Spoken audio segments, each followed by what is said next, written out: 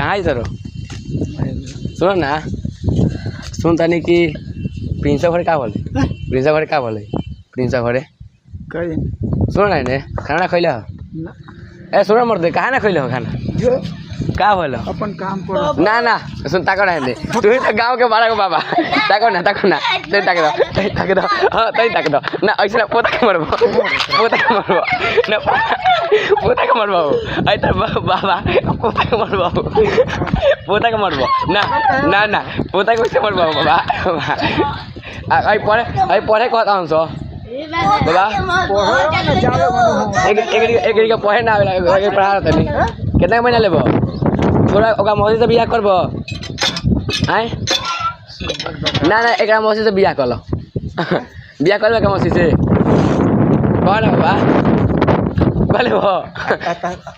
इधर एक मौसी करबो नु ठीक बा करियो लेकिन उयार तारा में दम नहीं खे दम नहीं खे ना ना